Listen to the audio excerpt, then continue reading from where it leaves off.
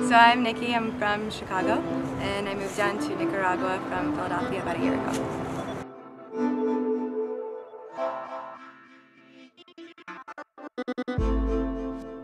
So when I first started practicing yoga, I was really into a super strong, physically intense, challenging practice.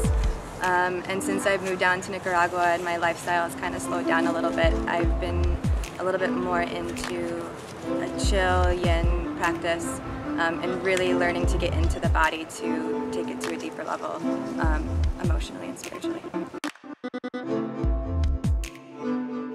I think yoga helps surfing because in surfing and in yoga we're in our bodies, and for me the strongest thing with surfing is being in the ocean and the connection to nature and the fact that it is a super challenging sport, and the fact that we're constantly getting crashed and being humbled by the waves every day really brings a challenge to the mind and getting out of the mind. And for me the biggest thing was conquering fear and being calm in the ocean rather than freaking out.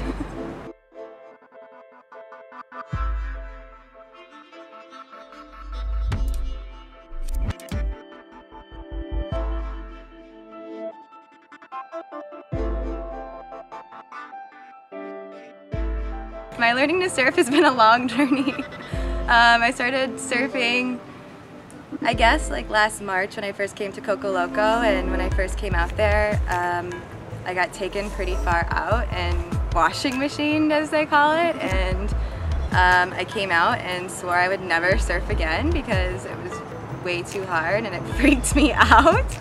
And then with the help of like Holly and Jackie and the Amigas and Coco Loco and I don't know, I guess just conquering the fear, singing Twinkle Twinkle Little Star.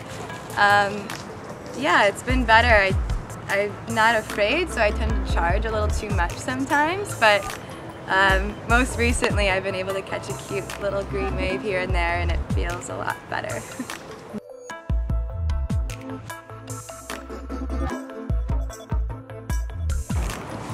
I think my basic spiritual philosophy is that everything comes back to love in some way, and like all the emotions that we go through, whether it be happiness or sorrow or fear or anger, it's really like the opposite or related to love in some way, and recognizing that in every situation I get myself into, and whether I'm coming from a place of love or coming from a place of fear, and if it's fear, how can I bring it back to love and moving from a place of my heart.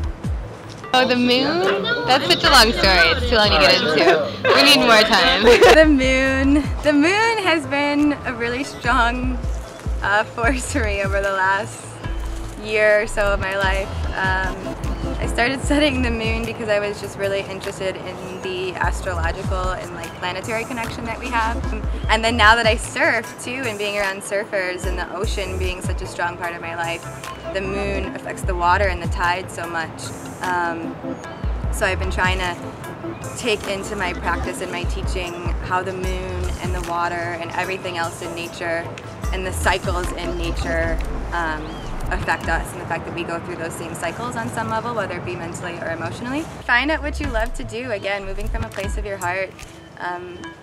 Have hobbies and fall in love and be passionate about the things that you do, and try not to be afraid of them, and know that there's something else stronger that is guiding you through it. And even if you have a little bit of a downfall or a pit stop, like, it's all part of the process.